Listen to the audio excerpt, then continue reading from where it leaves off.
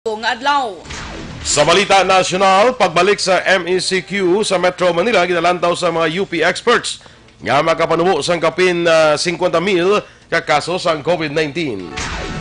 Grupo sa mga doktor ginpaninwalang legasyon nga nagapatigayon sa revolusyon sa panahon sa COVID-19 pandemic. Maayong aga Bacolod, may aga bilugabahin sang Western Visayas. Karon nga adlaw Martes, Agosto 4, 2020. Ang inyong news team, Aksyon, Dorel, Cabatu. Aksyon, Duran. Ang mga balita lokal, pagkatapos lamang sila.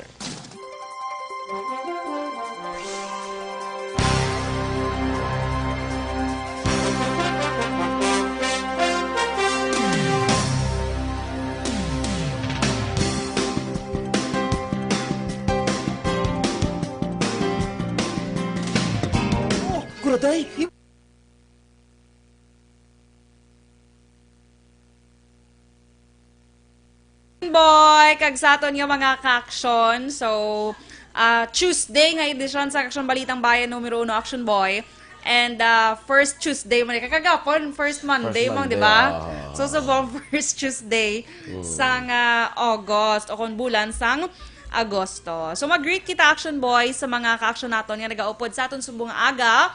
Kaya si El Presidente, aragid sa Action Boy, gabi ba? Hali sa right patrol, ari man sa timprado pag sa bugtaw, grabe rin sakripisyo. Good morning, kaya Dennis Richard Tibor Roma. Kakita ka to sa po sa Facebook nga mga gulay nga nag-aumpisa sa letter F. Tisiling ko Fatola. Nagsugpuno ko lang fatani. Di correct man, di ba? No? Kaya rin mo ito, fatola. Tisling ko fatani. Yung iya ko niya, fresh nga talong, fresh nga okra. Amo pag inaiya. Tito kalayo pag inaiya, no? Mas legit ang fatola. Kag ang fatani. Yes. Kaya, ano pag in-action boy? Kami 7 Heaven, nag-aupod man siya subong sa atin niya aga. Subong aga. Kaya Clean or Klein Harden, good morning. Eric Sumpay, kaya Cory Vidaha. Sa Kuwait na, kaya Diana Perez. Kagahon ito pala. Sa Kuwait, correct. Kay Ernesta Rodillas. Good morning. Kay Rayjan Natan Villalon, pag Arya tulog pa niya, subong niya. Si Arya si Dennis, siya duwa niya gatulog, guro yan. Kay Keith Pabalan, good day. Pag-greet Kenneth Ray Alejo. Kit Lowell Pabalan, kag Jasmine Gallego. God bless to Action Radio Bacolod. Ikaw naman, Action Boy? Sakay Daniel Silver. Sige lang, kung baka na siya. Sakay Margin Gion. Good morning, man. Kay Bern Alvarez Oligo. Mano na siya ni Kuan man ni Milili Oligo. Milili Oligo. Ba siguro hinablos or pakaisa. Sila ni Dinis niya dinaya ninyo yan. Wow, timo yan tawag, no? Pero tawag niya sa iya. Yan. Palusot. Palusot. Kay kagawad Melchor Baroka Rombines, kagawad King Rombines ang inubaan. Good morning, man. Kay MJ Ruby Salazar, Action Boy Mandor, keep safe Negrosano, nambal ni MJ Ruby Salazar. Kay Kap Jojo Malayang sa Barangay Kabog, good morning. Aga pa, gabugtaw na si Kap Jojo. Servisyo publiko sa Action Boy, Servisyo aga publiko, pa. aga pa. Ingit man. Naman si Kap Jojo, ano?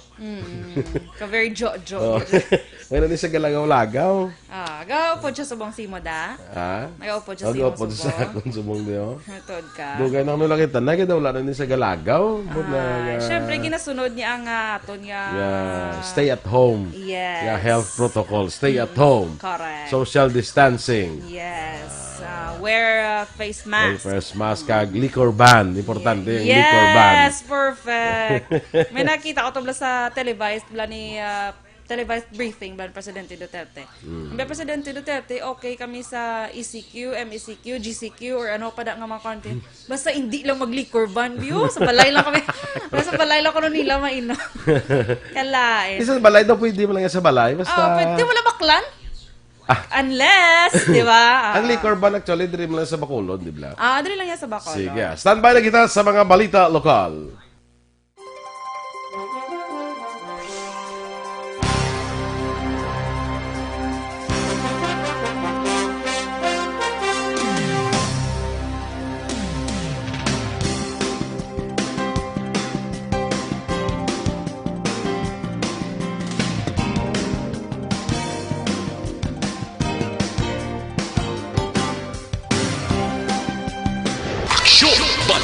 Bayan Numero 1. Aksyon Radio Philippines Standard Time, las 6:08, sa detalye na sang mga balita lokal. Nagpositibo sa COVID-19 ang isa ka lalaki nga barangay Kagawad, ang yautod nga babae, kag isa ka empleyado sa syudad dira sa may Purok Ramon Magsaysay, barangay 14, syudad sa Bacolod. Sa interview sa Aksyon Radio, ginpahayag ni Kapitan Carl John Magno, ang tatlo nga nagpositibo ang wala sa travel history kag hindi man mga LSIs. Suno kay Magno, tinalikdan nga semana sang na-admit na sa ospital ang Kagawad, kag iya utod nga nagatrabaho bilang attendant sa isa ka hospital antes nagwa kahapon Domingo o kung sang nagdigan ni adlaw Domingo. Ang resulta nga positibo sila sa COVID-19. Ang Kagawad ang nagatrabaho bilang broker man sa mga alahas. Duha man ni Magno, karon nga daw kahapon nga adlaw nagwa resulta nga positibo man sa infection ang 64 anyos nga lalaki nga nagatrabaho sa Public Order Safety Office kag na-assign sa Base Center. Sunod kay Magno, base sa interview sa empleyado, nakatrabaho po ini pagkatapos nga nakuhaan sang swab specimen apang wala sang sintomas nga inabatyag. Sa inisyal nga datos ni Magno, kapin 30 ka mabalay nga sementado ay paidalom sa lockdown sa sulod sang 14 ka adlaw.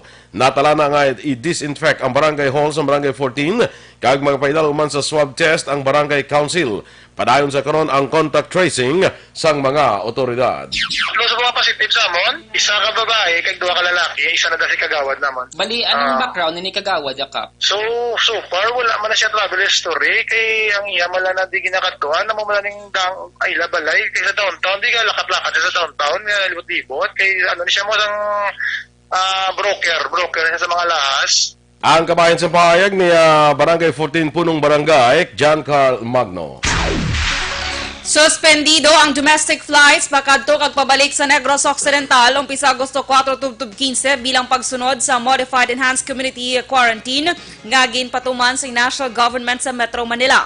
Sa advisory ginpahayag sa Civil Aviation Authority of the Philippines sa syudad sang Bacolod nga ang Manila-Bacolod-Manila flights sang Cebu Pacific Air kag Air Asia ang kanselado bangod sa restrictions dala sang MECQ sa Metro Manila. Sinibaluan ginmando ni Presidente Rodrigo Duterte nga sa Agosto 4 mag-epekto ang MECQ sa Metro Manila kag kaipi nga probinsya bangod sa paday nga pagsaka sa kaso sang COVID-19 kag sabat sa apelasyon man sa mga medical frontliners. Ginklaro naman ni Bacolod PNP spokesman Lieutenant Colonel Ariel Pico nga mag-supervise lamang ang kapulisan in kaso nga may available na for distribution ang COVID-19 vaccine. Sa interview sa Aksyon Firing Line, ginpahayag ni Pico nga hindi literal nga mismo ang pulis amuman ang maghatag sang vaccine sa mga pigado nga target sang gobyerno nga mahatagan. Una, diri ginmando ni Presidente Rodrigo Duterte sa kapulisan nga tinluan ang ilang mga presinto bangod gusto sining ang kada police stations ang mag-serve nga vaccination center sa tion nga available na ang COVID-19 vaccine. Suno pa kay Pico nga sa karon, ang kapulisan ginatun-an pang nasambit nga mandato matapos nga ginako sini nga ang police station sa Bacolod wala sang nakaigo nga espasyo nga posible paghalinan pa sa paglapas sa social distancing protocol in kaso nga patuman na ang COVID-19 vaccination program nga plano sa Duterte administration. Pahayag pa ni Pico, ang matabo mangita ang Bacolod PNP sang lugar nga sarag makaakomodar sa matao, kagud matawhay nga mapatuman ang programa sa koordinasyon sa mga healthcare workers. Hindi ginato niya pag-i-interpretaron nga literal ang ginahambal sa aton nga presidente. Kag kung hindi man pwede diri sa aton nga mga station, pwede man kita makapangita dira kay madamo kita diri sa mga gym, gym pa sa Bacolod nga mapahamtangan dira ang aton vaccine or vaccination center. Si Lieutenant Colonel Ariel Pico sang BCPO. Sa iwan nga balita lokal, kompreso karon sa custodial facility sang Cadiz PNP ang hinablos nga mga suspect sa pagpatay sa yatiya pagi sa pagkuga kag sikreto nga ginlubong ang bangkay sa yatiya sa higad sang Suba. Ang suspect ang ginkilala kay Angelito Sibuyan, 46 anyos, soltero, residente sang sitio Panikion, Barangay Jerusalem, Ciudad sang Cadiz, Negros Occidental. Sa investigasyon sang kapulisan sang Cadiz, nag-ako ang suspect kag mismo ang mga nagtudlo sang lugar kung sa diin niya ginlubong ang iyang atiya. Ang biktima ang ginkilala naman kay Angelina Sibuyan, 62 anyos, kag pumuluyo man sa abong lugar. Sa panaysayon sang suspect sa kapulisan, Las 7 sang Sabado, Agosto 1, 2020, sang ginhimo siniyang krimen, sa rason nga pirmi lang siya ginhambalan sang malaing nga tinaga sang biktima. Natabo o kung nadiskobrehan ang pagpatay matapos makabaton sa text message si Barangay Kagawad Unay Leonoras nga may ginpatay sa lugar sang Ginusisa may nakitaan nga agi sang kinutkutan sa igad sa suba nga gintampukan sa mga kagingking sang kawayan. Sang ginkaduan ni Leonoras ang suspect samtang nagauling malapit sa ilang pulian, wala pa ini mag-ako sa krimen. Apang sa nagabot ang kapulisan, ginako silang krimen kag siya mismo ang nagtudlo sa lugar nga ginlubngan sang iya nga tiya. Patay naman ang isang 36 anyos nga lalaki matapos ginlutang sa iyaman kaupod sa pag-inom sa may kilometrahe 117 sa barangay Tabo, Banwas ang Ilog. Mga alas 4:40 ang takna sang hapon sa itong Agosto 2. Ang napatay ginkilala kay Hernan Villarin kag ang suspetsado ginkilala naman kay CJ Texon 23 anyos, pumuluyo sa sitio Laksawon, barangay Talakdan, Banwas ang Kawayan. Sa investigasyon sa Ilog PNP, ginluthang ni Texon sa mga isa ka bes si Villarin gamit ang homemade nga armas na resulta sa kamatayon sang biktima. Dugang pa hinubog ang ginalantaw nga rason sa ngamo nga insidente. Patay ang 44 anyos nga lalaki matapos ginluthang sang iya bayaw sa sitio San Andres, barangay Galicia, Banwas sang Ilog, las 8:30 sang gabi Agosto 2. Ang napatay ang ginkilala kay Ruben Arcelia, samtang suspect ang ginkilala naman kay Romulo Mainit Jr., 28 anyos. Sa investigasyon sa Ilog PNP, una nga nag-away si Arcelias kag iya asawa, apang pagkaligad sang pila ka oras naglakat ang biktima upo ng iabyan. Likom naman sa hibalo sang biktima nga nagasunod sa ila si Mainit kag sa makalabot sa madulom nga bahin sang lugar, ginluthang sang suspect si Arcelias igo sa nalikod nga bahin sang iya ulo nga among gintunaan sang iya kamatayon. Nagpalagyo naman sa wala may baluan nga direksyon ang suspect. Patay man ang isa ka 33 anyos nga lalaki matapos maghikog kahapon sang kagahon sa barangay Sumag, siyudad sa Bacolod. Nakita siya pamilya nga bitay na sa puno sang lubi ang biktima nga mahigot sang kalat ang iyang liog. Sulod ang Police Inspector Jonito Pastrana, ang hepe sa Police Station 9, may nakita nga suicide note sa cellphone sang biktima nga nagapangayo pasaylo sa iya pamilya. Sulod kay Pastrana, hubog ang biktima sa mag-away sila sang nagliyan ng gabi sa iyang live-in partner. Duga pa ni Pastrana, ginako sa live-in partner nga nagagamit sa droga ang napatay. Duga pa ni Pastrana, masami ginasaway ang biktima sa iyang live-in partner nga maguntat na sa bisyo nga among ginumpisahan sang ila sini nga away. Kag sa katapusan nga balita lokal, pilason ng 36 anyos nga lalaki matapos ginluthang sa Yatupad Balay sa Hacienda Luzuriaga, barangay Kunsing, Banwas ang Ibi, Magalona. Ang biktima ginkilala kay Philip Lastimoso kag ang suspect ang ginkilala naman kay Reynold Perater, 28 anyos, tanan pumuluyo sang nasambit nga lugar. Sa investigasyon sa Ibi, Magalona PNP, las 10:30 sang gabi Agosto 2 sang natabo ang insidente. Si Lastimoso ang nakaangkon sang madamo nga pila sa lawas nga gindala sa Ikayong Lawas Foundation sa siyudad sang Victorias. Samtang nagpalagyo naman si Perater matapos nahimo ang krimen. Aksyon Radio Philippines Standard Time, las 6:16. Kag sa aton mga ka-aksyon sa panahon subong sang new normal, ang paghalong sa aton ikayong lawas ang dapat gid naton nga prioridad. Back to basic mga ka-aksyon, hand washing ka good personal hygiene ang importante gid. Gani ginarekomendar ko gid sa inyo ang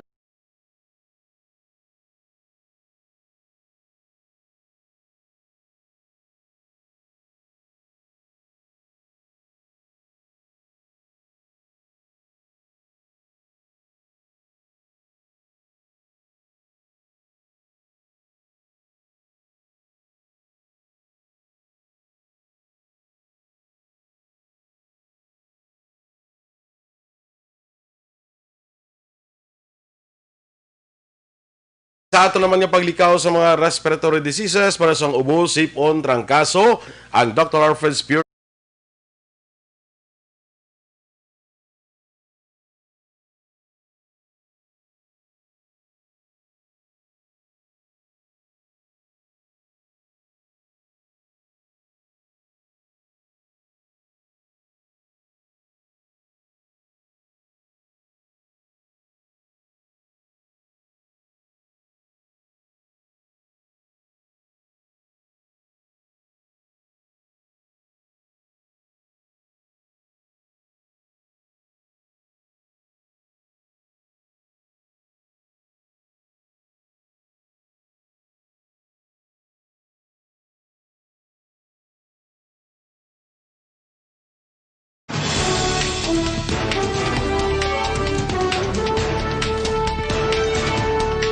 Pagbalik sa MSCQ sa Metro Manila, ginalantaw sang UP experts nga makapanubo sang kapin 50,000 kakaso sang COVID-19. Samtang grupo sa mga doktor gipanghiwala ang aligasyon nga nagapatigayon sang revolusyon sa panahon sang COVID-19 pandemic. Ang detalye sa mga balita national sa pagbalik sang aksyon, Balitang Bayan Numero 1. Live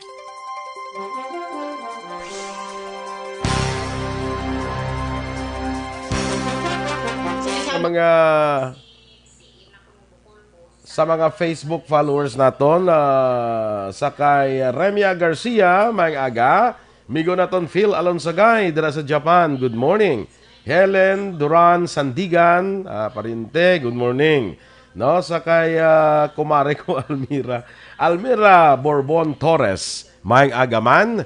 Sa kay classmate ko Teresa Linaha Kayaw, condolence by the way gali sa pamilya Duran bala sa pamilya ni batchmate ko Lorena Arguelles Duran sa pagtaliwan sa iyang bana, no. So condolence lang. Sa kay former board member David Lacson may aga sir. Sa kay Tonet Torres, Gingging Arroyo, aga parang bugtaw ni kay mazumba ni sa mo. Si Gingging Arroyo. Wow. Ga zumba ni sa tapos zumba kaon duha ka plato nga pansit. Grabe ba? Mo na ya, rutina na yan mo tapos zumba kaon duha ka plato nga pansit. Correct. Okay lang na iya. Diba? Tanong mo bla kay isa lang ka plato, hindi daw kayo. Yes. Iya kay duwagin. Importante happy siya, action boy. Sige. Nabasa mo na si Michael June. Wala pa. June season. Wala pa, kaya dili ko nagtanaw Wala ka naguna. Sige, good morning kay Michael June P. Season. Ginagreet niya lang ko no si Aaron Okiana. Kag Joel Okiana. Kag Joel Kauntoy sa Bago City from Paranaque, action boy. Kaya Josie Barrientos, good morning. Kay Nel Silvano, good morning man. Angeles Enarle from Toronto sa action boy. So Canada, Okay. Kay Bebeng Pacheco, good morning. Pwede magpamangkot Action Radio. May biyahe ba Manila Bacolod ang barko kay wala gasabat ang tugo tawag. Balatang wala, flight bro. gin-cancel Flight subong, sa no? starting today. Pero basi ang barko, man kita siyempre Laban-laban MSCQ mo na. to Action Boy no? Oo. Ano ba lang planamon flight? Kay Armando Esparto, good morning man. Ay, do si ano ka kuno kung pasiplatan mo do si Duterte ka be try ko be? Ayun, do si Anyuk. Do si Roque kapag hindi ako magama. Ngayon, hambal mo din kasi si Jonathan, yun si Aksyon Dorel, si Vice President. Ay, kala. Hindi mo. Alex Fuentes, good morning. Mayong aga sa Action Balitang Bayan Numero 1 con Action Boy. Kay Keith Pabalan, good morning man. Ano naman? Staff sa Action Radio Bacolod to Romeo Candolita, Rejewel, Zain Abangan, ni Goro apelido nila, no? Kag kay Kizain Abangan. Good morning. Alex Fuentes, be safe. Ay, literally dyan nga B, na namin Action Boy. Nakita mo? Kaya Bia Jonathan, mayong aga. Ernesta Rodillas, good morning man. Maria Luz Grijaldo Macunat, good morning. Edward Garcia, Ev Smart Salcedo. Kaya Renan Payong-Payong. Payong-ayong. Payong-ayong, gali payong-payong. Kalain. Kaya Jocelyn Ulak, good morning. Sorry po. Kaya Jeff Chavez, good morning. Mandra sa may Green Energy Solutions Connection Boy. Kaya Ev Smart Salcedo, silinya, hello lang ako na sa Barangay San Juan, Pontevedra, sa family Homen Salcedo, kay sa Barangay Council dira. Gracia Horvidalia, good morning. Jeneline Maranga, dira sa may Suma, good morning man. Kaya Beverly ni Guro ay, no? Ang suli. Good morning, Sir Boy, Ma'am Dorel, kag good morning man sa family Rodrigo, sa Sipalay, kag family Campbell, sa Kamindangan. Kay greet ko lang, happy birthday kay Alex Almais, nga taga Mambaroto. Happy birthday, Alex! Kay Rona Manaay, good morning. Yes, kay sa tarang taga Action Radio. Sa Tito ko, Leo Margacho, man siya nag-upod, good morning. Kay Bayan Eduardo Jr., dra sa may Dunya Juliana, nagapamati sa Action Boy. Si Dennis, ang makalabot 20 ang members sa Energy Fans Club, mapatarp ta. So, wala pag dyan nakalabot 20? Ay na, kapigaw sa presidente. Ado islan ko, Charot. Si Romel Haipe, good morning. Raimundo Makiling. Mirna Honorfe Claud. Gabi Hepeliga. Good morning, man. Action boy ba si ikaw? Kay Jessie? Kay Jessie Sorita, good morning. Mama Maria Girly Abad, classmate, taga Central Mau, good morning. Sakay Salazar Bulgado Rhea, good morning. Ask ko lang kung rapid test, di ba lang kinanglan? Di swab test. Sa dene. Nakulbaan kami. Warlito Nesia, good morning man. Standby na sa aton mga balita national.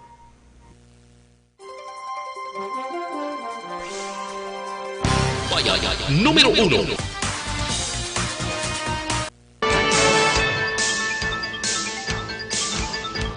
Aksyon Radio Philippines Standard Time, las 6:23. Kag sa aton mga ka-aksyon, nakahibalo ka mo bala nga sa sining nga panahon, importante ang aton ikaing lawas. Sagud malikawan ang mabalatian, dapat epektibo nga food supplement ang kinahanglan. Ganang magamit na sa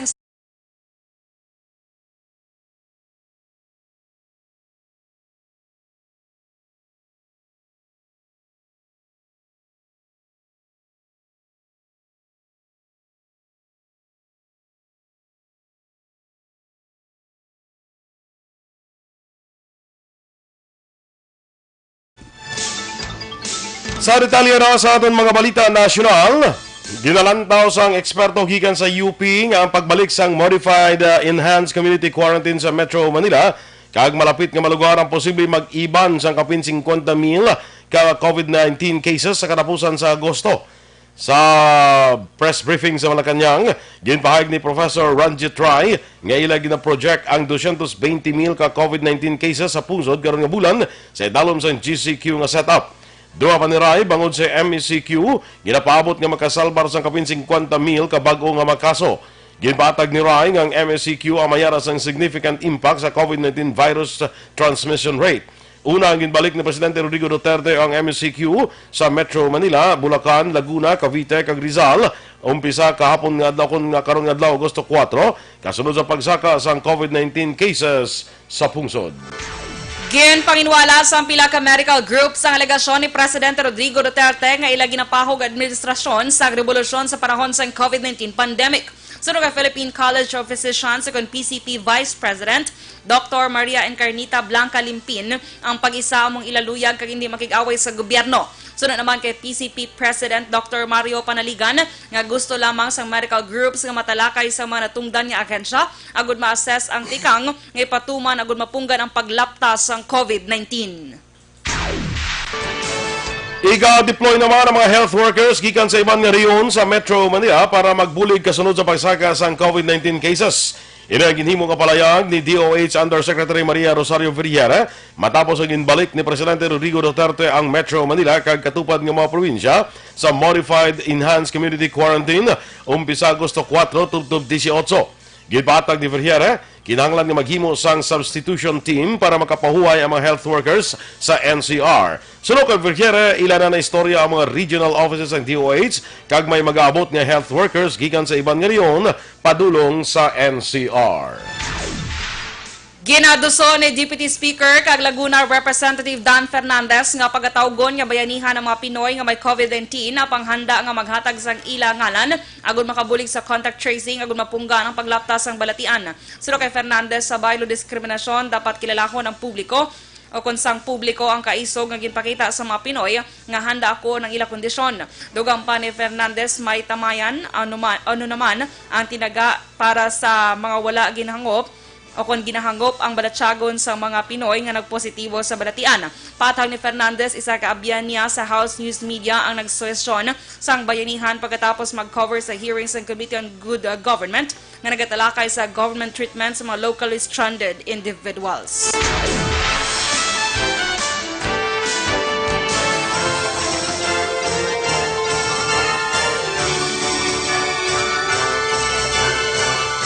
Sa duga pa natin nga mga balita national, ginkumpirmar ni Department of Interior and Local Government Undersecretary kag spokesperson Jonathan Malaya nga ginbalik bilang National Youth Commission Commissioner si Ronald Cardema.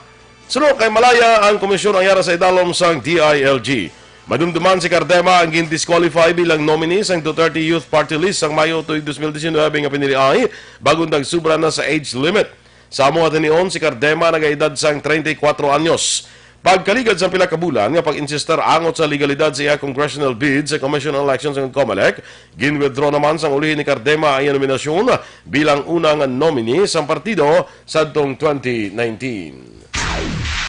Kag sa katapusan nga balita nasyonal ginpahayag sang newly installed Armed Forces Chief Lieutenant General Gilbert Gapay nga ang territorial issues sa West Philippine Sea ang pagasolusyonan nga nabase sa rule of law. Sa virtual press briefing ginpahayag ni Gapay nga ang Duterte administration maga-implementar sang realistic kag pragmatic approach sa pagsulbar sang isyu sa teritoryo nga naghahatag pagkilala para sa interes sang pungsod. Suna naman kay Gapay wala naghatag sang direktiba si Presidente Rodrigo Duterte sa militar nga untato ng pagpatrolya sa lugar. Sa piyak nga bahin nagalaom si Gapay nga ang maayo nga relasyon sang Pilipinas sa China nga mo nagaklaim sa bilog nga South China Sea ang magapabilin labi na subo nga may paandam sang COVID-19 pandemic.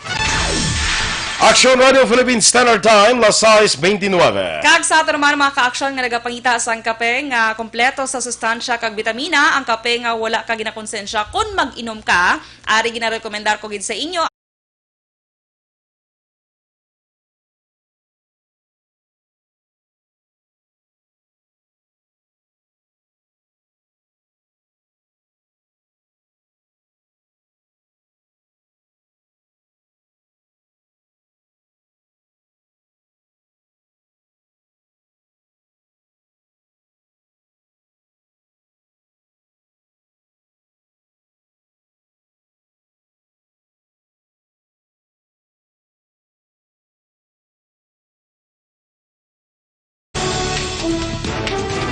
Inyong imamatian na aton mga balita diri sa Aksyon, Balitang Bayan Numero 1. Standby na sa Action Report, second portion.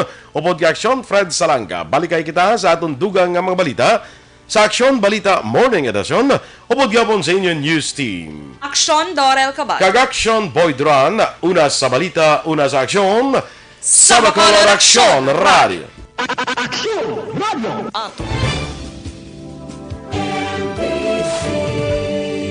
Manila Broadcasting Company. Sa balita, komentaryo, isyu, serbisyo publiko. Isyu, serbisyo publiko. Sa Bacolod, Aksyon Radio. Aksyon Radio.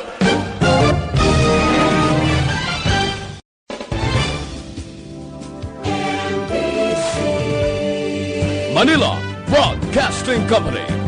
Sa balita, komentaryo, isyu, serbisyo publiko. Sa Bacolod, Aksyon Radio. Aksyon Radio.